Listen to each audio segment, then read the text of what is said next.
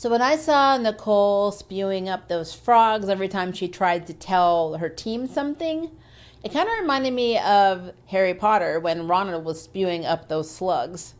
Those gingers have it rough. Hi guys, my name is Maria Park and this is Approach to Nerd. And in this episode, we are reviewing Wynonna Earp Season 4, Episode 5, Part 1 of the Holy Wars. Very good episode, a lot of exposition on a lot of things in this series, including the fact that we still don't really have a handle on how much Purgatory has changed. Like, I had no idea that the Ghost River Triangle had a museum, and neither did Wynonna Earp. So that was something we learned in this episode. For the most part, this episode focused a lot on Nicole and her actions while our trio was stuck in the garden. And they kind of alluded to the fact that she did something or went to Margot Clanton in the last episode when she brought the vial back to her with her hair in it. And of course, these locusts kind of flew out and then went into her body. But we still don't know exactly what it was that Nicole promised. And the flashback that we got where Nicole remembers talking to Margot and asking for help getting, Waverly and the others back, happened the first year that they were gone. So they were gone for 18 months. And we see that a year in, Nicole can't take being away from Waverly and not having the others, so she makes a deal with Margot. And Margot says, I would love to help you, but the price is steep. But we don't get to see or hear what it was Nicole actually promised or is willing to sacrifice to get Waverly back. But for some reason, Nicole remembers it. Now, the beginning of this episode, there is a house fire at the homestead. And so you see Waverly asleep. Nicole wakes up after having this acid trip dream where she's literally at her wedding with Waverly, without Waverly, and everyone's wearing black. It's almost like they're all at a funeral. And she, in the vision, she has a lighter and she's lighting the cigar for Wynonna. Well, that's our first clue that Nicole actually started the fire in this house, which she does because she's possessed by something that is dark and something that wants to hurt the Earps. And that is Margot's plan. So Nicole spends a lot of this episode trying to tell them what she promised and worried that Waverly won't want to marry her after she realizes what she was willing to do to get them back. And also this guilt that she has about giving up on them, which I guess probably her version of giving up means going to Margot in desperation. Having that kind of be her motivation to do a really unthinkable thing, which is in the end of this episode, she basically wants Nedley and Jeremy to help kill her. Now I'm getting ahead of myself, but basically what happens is because of the spewing of frogs, whenever she tries to talk to them, she spews frogs when she's trying to talk about Margot and what she basically went to Margot for. She's not even able to write it down. The one time she tries to do it, she draws little sperms, which is kind of funny.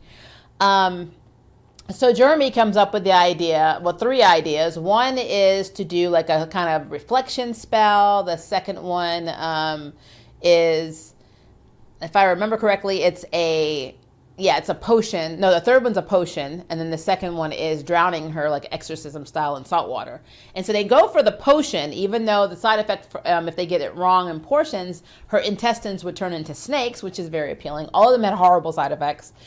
They go for that. Well, unfortunately, throughout the episode, Nicole starts having dark turns. And so in one of the dark turns where she's not herself, she takes the potion and dumps it down the sink. The next dark turn, she grabs weapons and she throws a meat cleaver, I believe it was a meat cleaver or a kitchen knife, at Wynonna while her and Doc are talking in the barn. So she's desperate to get whatever is going on with her out of her body. So she basically, since she dumped the potion, she asked Waverly to tie her up, and Wynonna's suggestion as well. And when she's not tied up tight enough, she goes and she has Waverly go upstairs to get handcuffs, I guess their handcuffs, And while Waverly's upstairs, she talks to Jeremy. Jeremy unties her. Nicole comes upstairs and talks to Waverly, which was kind of a red flag for me because I just tied you up in a chair downstairs. Why are you up? Why are you on that chair, But she comes up and she's like, tells Waverly, no matter what happens, I love you. And then she handcuffs Waverly to the bed. And then you see her saying, no, you better not. And Jeremy's like, I got to help her and you're not going to like it. And that's when they kept put two and two together that she's going for the drowning portion, like the drowning suggestion to try and get the hex off of her. So she goes to Nedley with Jeremy, and that's basically what happens. The episode ends with her, it looks like she's drowned, and Waverly kind of walks in and everything's slow motion for her because she's freaking out.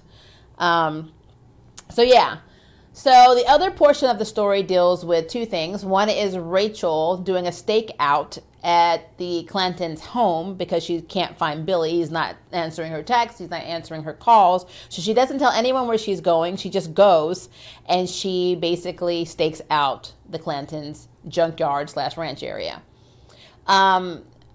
Eventually, but at the end of this episode, she does go to the sound, like she calls him on the cell phone and she hears the sound of his cell phone, and so she's going towards it, and you see Billy like off the side. She doesn't see him, but we do, and he's a Reaper. So I wonder if that's how Reapers are changed.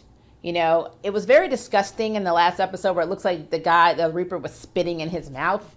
So I guess that's pretty much what was happening, and it was just it's very disgusting. But the Clantons are very interesting. Margot, of course, is the chosen one of that family. She is the heir of the Clantons. She is very, very, very obsessed with getting revenge on the Earps, and everyone's scared of her. It's interesting, though, that two of her children, Cleo and, of course, Sheriff Holt, they don't seem to be as obsessed. I mean, Cleo's not right in the head, but Sheriff Holt actually seems to be tired, and he even makes a reference to being tired of all of it. To me, it almost feels like he wants to be the actual sheriff and just not worry about all this other crap. But he's a victim of his family, and his family lineage. And it's very interesting that none of them are concerned that their brother is now potentially Reaper. So they're interesting. And something else that I thought was interesting is, so Wynonna and Doc go on this journey. And I'll get to like the semantics of that in Peacemaker in a second. But I love the fact that Doc has a lot of reflection in this episode. Like he basically starts questioning all of the things that he's done in his past. Now, as a vampire, he makes a comment that he's lived a long life anyway, but now as a vampire, he's probably going to live forever. And so he has a lot of time to reflect. But there's a moment where he's at the glory hole and Sheriff Holt is there, and they're both talking, and they're both on the same page in that they are both willing to die in a fight spearheaded by two different sides of women that have basically a vendetta, and that's not cool. And I can kind of see it in that way, It's not really like they have a choice, but they have to do, they have to do it, but they don't have a choice, and that's the problem. So yeah, there's a lot of like development. There's also a scene where we see them go to a museum, and in the museum there's a old video movie playing of Wyatt Earp. And Wyatt makes a comment saying that during the shootout at the OK Corral that Doc shot first, and he's like, no, I didn't. So I don't know if that's significant or anything, but it seemed really weird that he would lie about that. So I don't know what they're setting up with that, but it did lead Doc to tell Wynonna, you may not be proud of your great-great-grandfather. So yeah, I think there's a lot of things we're going to learn about the past. I don't think we're going to get it anytime soon because, we only have the next episode, and they still don't know what Nicole did, and there's still a lot of other mysteries going on in the town. So yeah, I do think that is something to hold on the theory back burner, though, because I don't think that comment was said for a minute, just to have a line said. It was definitely something probably geared towards potentially something with Doc later. So we'll see. We still don't know where Kate is. Jeremy's still being very, very, very shady about Robin. Even down to Waverly asked again where Robin was, and he said exactly the same line again. Just know that basically he's safe. And Nicole is very irritated at Jeremy for not reaching out to her in 18 months, which I get because she's been alone all that time with Rachel, with none of her people. And where was he? He was part of their group, part of their family, and he never reached out. And she kept making these little snide remarks, if I was the heir, would you come, talk to me? Finally, he just kind of snaps and says, how was I going to reach out to you? On the phone I was being monitored at, or, it's a very messed up situation because I don't think that Jeremy stayed away from Nicole on purpose. I really think there's a lot going on at Black Badge that he's not sharing. So that's another mystery, and I really, really want to know where Kate and Robin are. Are they in the same place? If they're safe, is he just saying that Robin's safe because as long as he works for Black Badge, they don't kill his boyfriend? We don't know what's going on. So, but I will say the reunion scene between Doc and Jeremy was hilarious. Like when he comes in and Doc hugs him and he's like, and Jeremy's like, it feels so good to be back in your arms. I was like, oh my God, this is hilarious. All right, so the other big portion of the episode revolved around Wynonna trying to find Peacemaker. So they go to the glory hole, which is, of course, owned by the demon Amon, and Amon tells her that he knows where Peacemaker is and how she can get Peacemaker back. So he sends her and Doc on this mission to find something he gives them the location, but he says that they have to find something as an offering, something that they're going to want. And when they want it, they'll contact you. So they go and get this painting. And this painting, when you look at it initially, it just looks like a bunch of white paint that's splashed on a canvas. It doesn't look impressive. It looks pretty stupid.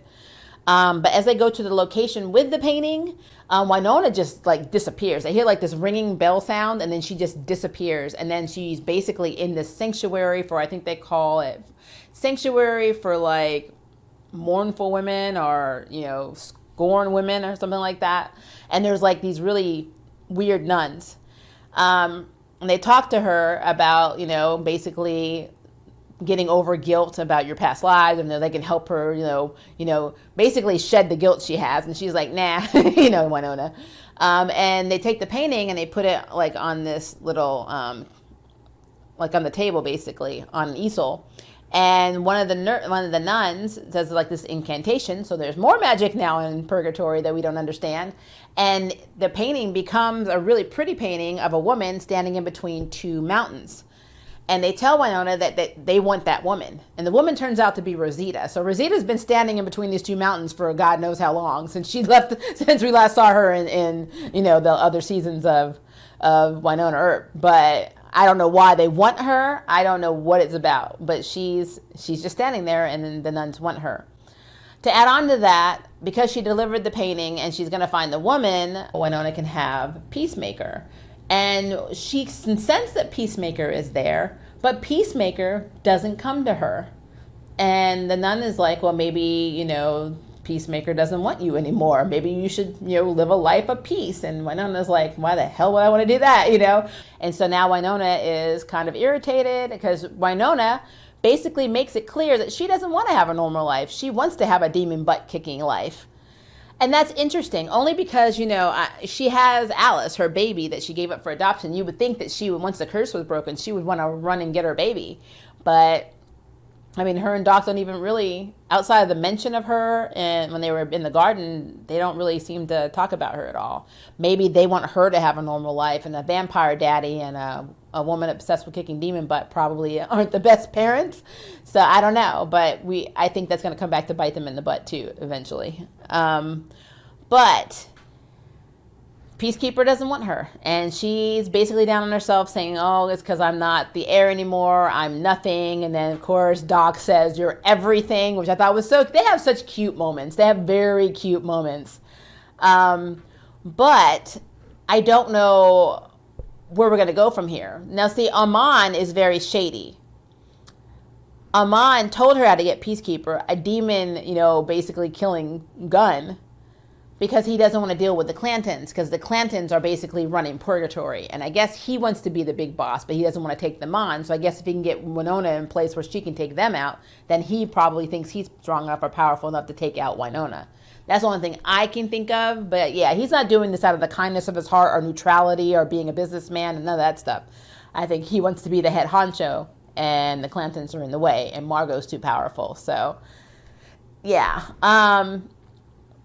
I don't know. It's just, there was a lot going on in this episode. And I really, if I'm going to have a takeaway from this, I really think that Nicole should have been able to reveal exactly what she did. Because I think there's so much going on that we didn't need to have that extra element stretched out. Like, I don't really think that it was pertinent to have her not be able to tell us what it means. I feel like her telling us and then having the fallout in the next episode would have been a lot better. But, I mean, I guess having Nedley and Jeremy drown you, in salt water, is a way of dealing with that, I guess. It's strange. It's just very strange. But yeah, there are a lot of mysteries going on, a lot of questions that still have not been answered whatsoever. And next Sunday is the season finale. So I don't think all of them will be answered in next week, only because I know they had to cut the season short temporarily because of COVID, so they didn't get to film past episode 6. So we do have 6 episodes, but I mean, where they were going to go with that, I don't know. So I am intrigued, though. I am very intrigued. I really want to know. Like, I have so many questions, but like the most obscure ones are, where are Robin and Kate? Are they coming back? How's Mercedes doing? Because we went to the glory hole, but we didn't see Mercedes. Hopefully she's still alive because she's pretending to be a demon and she's not. Is Nicole alive? Because she looked pretty dead. Margot said her plan was to have the Earps turn on each other, basically take each other out. I don't think that just means Nicole. So what is the end game? So I really want to know what the end game is. I also want to know, are we ever going to get a reveal on the Black Badge division's higher ups? Who are they? I really want to know. And also, why is Peacemaker kind of shunning Wynonna? I also would love to know more about Purgatory, because now that we know that there's a museum, there's bound to be a lot more about Purgatory we don't know. I would love to know all of the extents of all the changes of the new Purgatory, because it's fascinating. Especially since everybody has memories that they don't have. Like, when did the Ghost River Triangle have a museum? Since like ever. But why has there never been a reference to this in any other season? So yeah, I really want to know, like, what all has changed besides the demons now, living side by side with the humans, and Black Badge being back, and 18 months going by. I really would like to know. But yeah, these are all questions that I have and would love answers to. I would love to know what you guys think, so please leave me a comment below and let me know. And if you would like to sign up for jury duty, hit the subscribe button. If you'd like to know who's next on the nerd ballot, hit the notification bell. Until next time, I can't wait for you to approach the nerd. Bye, guys. Thank you for watching my video. I really appreciate it, but hey, the party doesn't have to stop now. Click on one of these videos and keep it going.